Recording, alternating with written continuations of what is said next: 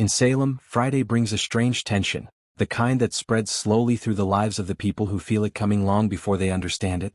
DiMera wakes up with the kind of restless energy that refuses to quiet down, because something inside him has been shaken loose.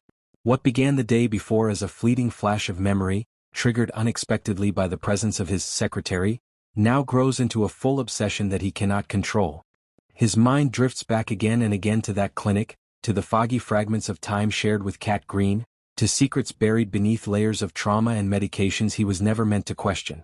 The past refuses to stay still for EJ. Images come in flashes, feelings surface that he thought he'd forgotten long ago, and beneath all of it is a single haunting truth. He does not fully understand what happened to him, and something inside him whispers that the answers are closer than he wants them to be. Cat has unknowingly opened a door inside EJ's subconscious, and now that it's open, he feels himself being pulled into memories he may not be ready to face. Cat, meanwhile, is dealing with her own storm. Jennifer Horton Devereaux has been spiraling under the pressure of Chad's disappearance, the custody battle, and the emotional strain on her grandchildren, and Cat can see the cracks forming everywhere.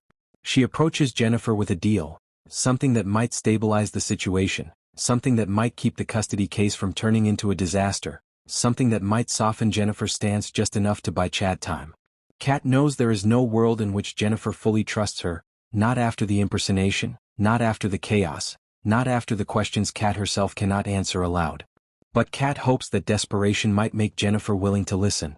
There is a pleading sincerity in Cat's offering, something that reveals how deeply she wants to salvage the situation, to help the children who are frightened and confused, to do something that matters.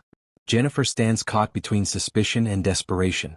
She wants what's best for Thomas and Charlotte, but every part of her resists trusting the woman who once wore her daughter's face. And yet, the possibility that Cat may hold a sliver of truth or influence or protection, however small, makes it impossible for Jennifer to dismiss her completely. While the adults walk through their tangled histories and mistrust, young Thomas DiMera finds himself struggling with fears he doesn't know how to name. Jack Devereaux steps in as a quiet source of calm, offering wisdom rooted in pain he's lived through himself. Jack sees that Thomas is battling more than anger at his father. He is wrestling with the same grief that took his mother from him, the same fear that history might be repeating itself. Jack talks to him with patience, with gentleness, with the understanding of a man who has watched loss tear through families again and again. He tries to help Thomas see that anger is not the only way to cope, that sometimes forgiveness, acceptance, and compassion are the only things strong enough to pull a family back together.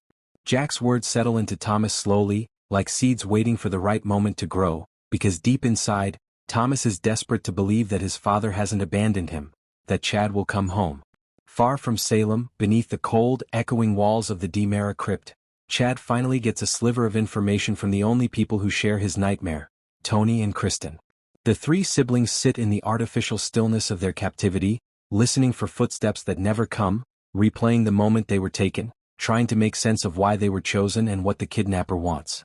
Kristen and Tony cannot offer him the answers he needs, because they are just as lost, just as frightened, just as confused about who is behind this. Their captor remains unseen, unheard, a ghost pulling the strings. But in that dark place, the three of them cling to the only comfort they have, the fact that they are together. Chad tries to keep his mind from drifting toward Thomas and Charlotte, from imagining the pain his children must be feeling, from wondering what Jennifer must be thinking. Every breath feels like it carries the weight of everything he might lose if this ordeal doesn't end soon. Back in Salem, Gabby Hernandez makes her presence known in the fiery, protective way only she can. She confronts Theo Carver with the kind of intensity that makes it clear she is not in the mood for half-truths or games. Ari, her daughter, has just started working as an intern for DiMera, and Gabby's maternal instincts flare like wildfire. She warns Theo with absolute clarity. If he brings trouble to Ari's doorstep, if he hurts her in any way, he will have Gabby to answer to. But the tension between Gabby and Theo is far deeper than a simple parental warning. Their relationship has been shaky for a long time, built on uneasy alliances and buried resentments. Theo may be holding something dangerous, knowledge about Gabby's involvement in Tony's spying operation against Titan, a secret that could cause a storm if Philip Kiriakis ever learned the truth. Theo could expose her. Gabby knows it. Theo knows it. And in her warning is a second unspoken threat, a reminder that she is willing to do whatever it takes to protect her daughter, even if it means silencing someone who knows too much. As Salem heads into the weekend, every storyline feels like a fuse burning toward an explosion. EJ's memories threaten to drag him into a truth he tried to bury. Kat struggles to earn even an ounce of trust as she tries to protect a family that fears her. Chad, Kristen, and Tony remain trapped, frightened, but united.